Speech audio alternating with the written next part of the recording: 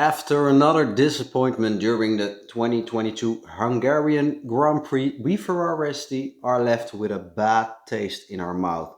This is not what we are hoping for.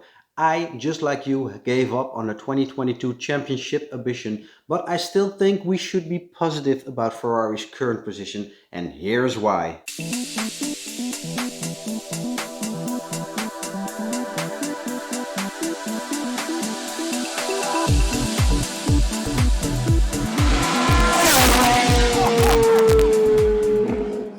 But before we start, I want to thank you for watching. My name is Mark, this is Mr. 308 and welcome to the channel.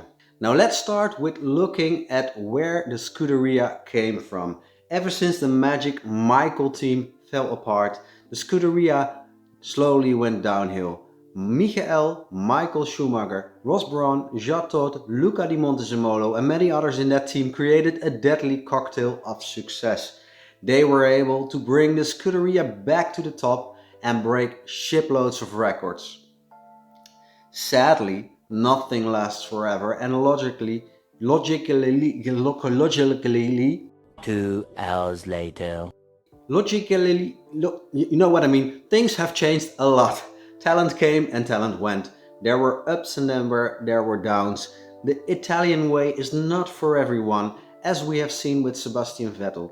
And the Scuderia have been struggling to get a grip. The team was at its lowest in 2020, when reaching the lowest point in 4 decades. They only became 6th in the Constructors' Championships, and this all happened after Ferrari allegedly did not comply with the engine regulations and made a deal with the FIA, which gave them a big disadvantage. But the plus side of being low is the fact that you can only go up. And that's why I don't think we should be sad. We should be happy. There are only a few setbacks the Scuderia have to overcome to be in the winning streak once again for the coming years. When we look at the drivers, we see 2 young men eager to win. Carlos finally has a seat where he can use his experience to win. And Charles is the chosen one to take on a fight with Max Verstappen.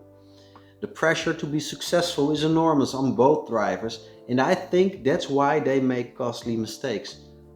But don't they all make mistakes? I've seen lots of mistakes coming from Max, Russell, Hamilton and other drivers. They all make mistakes. They learn, they grow, and once you have a good car, as Hamilton has proven the past 8 years, and Max is proving this year, mistakes are less costly. The moral here is that we need to give them time to find their place within the team and let them grow. And maybe Ferrari should be clear about who's the first and who's the second driver for the team. Ferrari has come from far. In 2020 they had a weak engine and a horrible chassis. They improved in 2021 and now the chassis is good. There are only a few issues left with the engine design. Of course I know there is more than engine and chassis, but my overall point is that they are moving forward. And as they move forward, we will see better results in the future, I'm sure of that. The only risk we have here is the basic engine design. If the basis turns out to be a problem, they will have a disadvantage until 2025. And this is the reason why I am against engine freeze.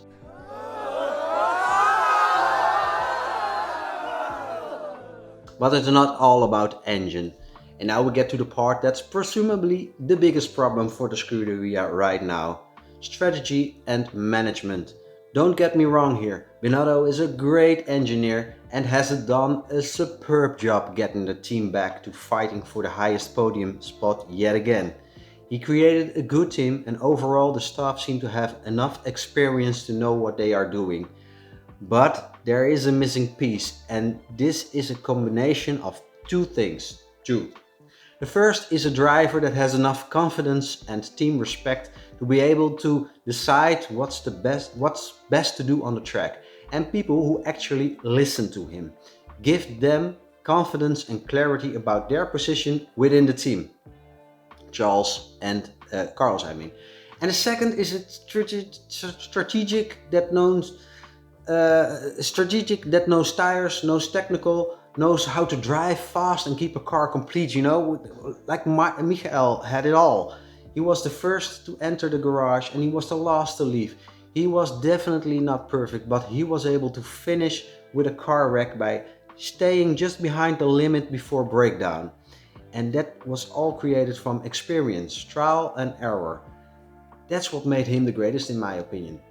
To help Charles and Carlos, the team will need an experienced driver on the pit wall, someone who knows who can handle the Italian way, who knows how to win, who knows how to lose. Someone like, I don't know, maybe Felipe Massa or Rubens Barrichello. They know the team.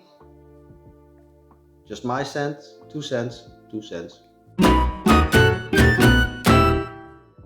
The other thing that Ferrari is missing right now is the visibility when it comes to the lobby. Red Bull and Mercedes have a lot of influence on the FIA right now, or it looks like they have a lot of influence. Ferrari used to have this with Braun, Todd and Montezemolo when they were on the scene, but it kind of looks like they are now more following than leading. And I think that's okay. Binotto is a race engineer, not a lobbyist. Maybe they should bring a visible and well-known team player to the grid. Who do you think could be up to this job? That's my question to you. Huh? I asked you a question!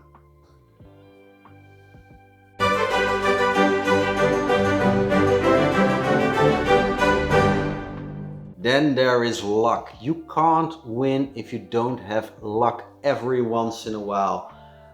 Well, the Scuderia had some bad luck this season, darn it.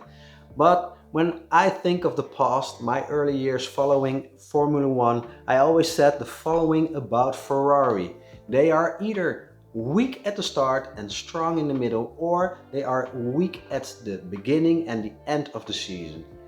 And well, we don't know yet, but maybe I am right and we will have a strong end of the season. Okay, final part of my motivational speech then.